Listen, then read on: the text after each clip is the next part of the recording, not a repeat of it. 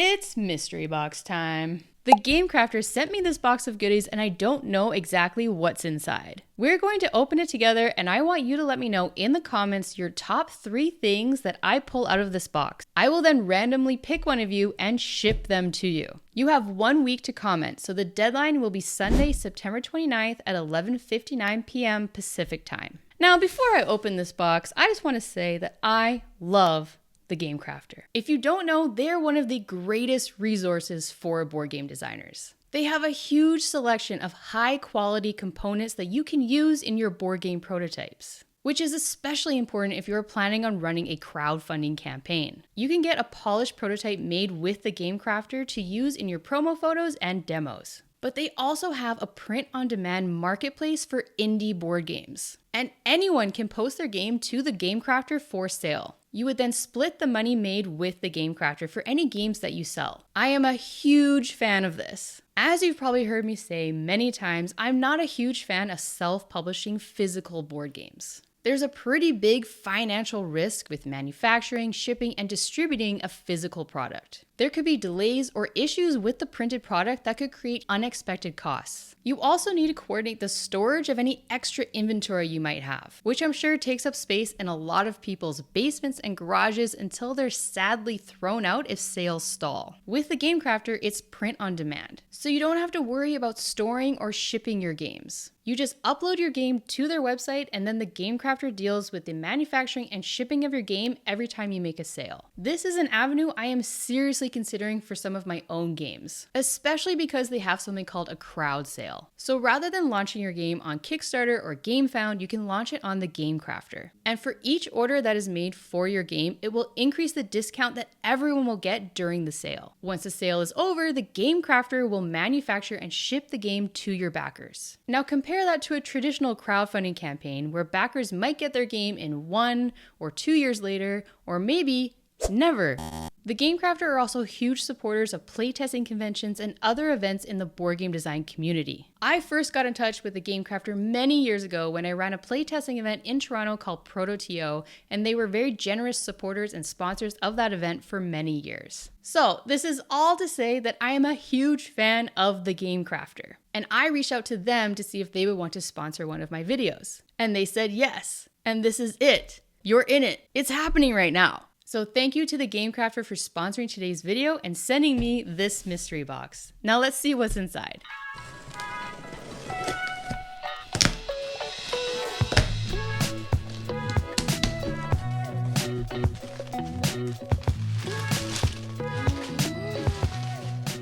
There's lots of goodies in here. Okay.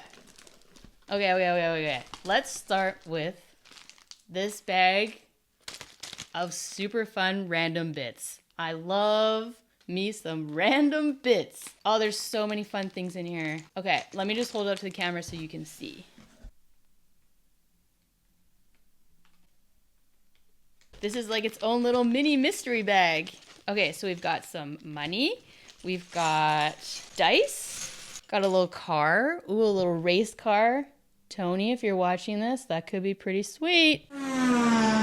A bunch of cubes. Cubes are always handy. Some stands. Some more stands. These little stands. Oh, there's a little cherry. Okay, I'm going to pick out a bunch of little things and then I'll show you all at once. Look at that cute little cherry.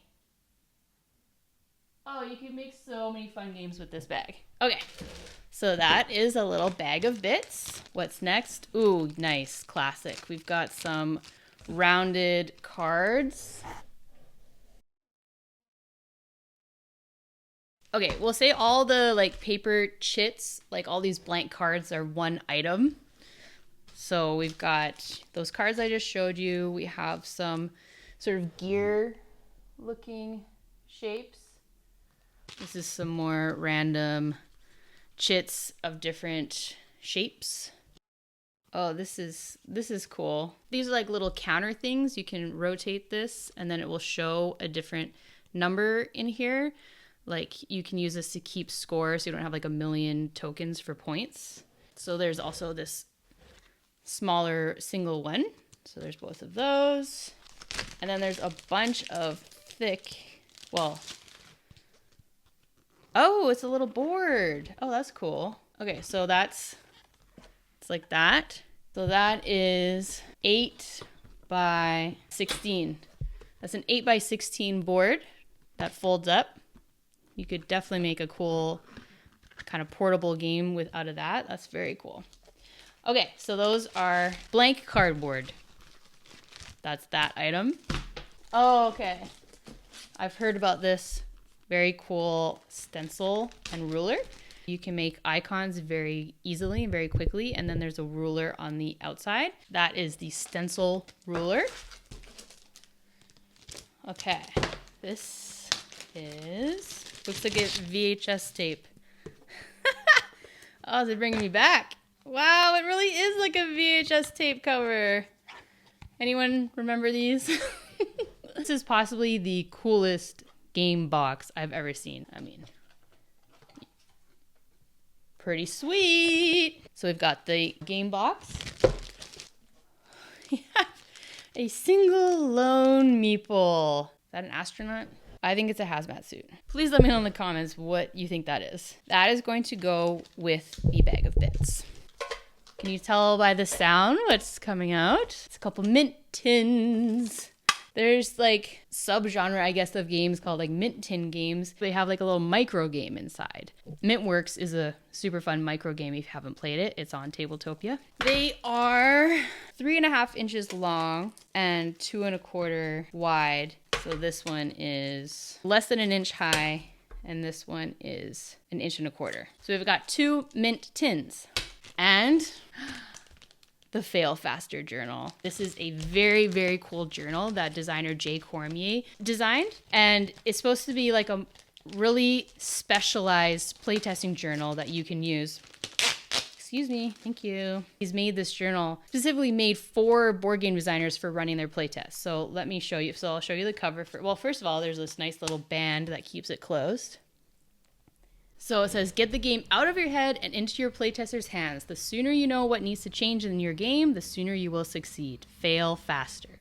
So that's the whole idea about failing faster. You know, we can avoid playtesting. We can avoid putting ourselves in these situations because we're scared to fail. We're scared it won't go as well as we hope it will in our heads.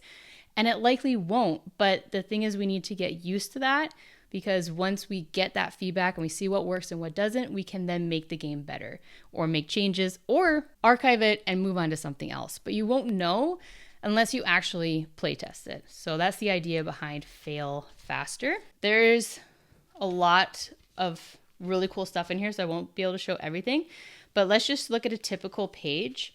So rather than just, a blank journal to write your notes in. So the names of the playtesters and their final score, that's always something really important to keep track of. And sometimes I'll forget. So it's nice to have that there, especially the playtesters' names, because then you can easily include their names as an acknowledgement in the credits of the rulebook if the game gets published. You also have the date, the version number, a space for the name of the game, test number. You have the start time, the end time. Those are really important things, and those are things I always forget too, because knowing how long each game takes is great data to get, because then you can have a real sense of, when you approximate playtime, you actually have those numbers to pull from. And then there's a space for rule changes since last playtest. Really love that. I always do that. It's so interesting. Like, I always do this stuff too, but then I'll sometimes forget some of it. But I try to always say, okay, what changes am I testing in this playtest? Then there's a space for observations during the playtest. Watch for times when your rules aren't intuitive.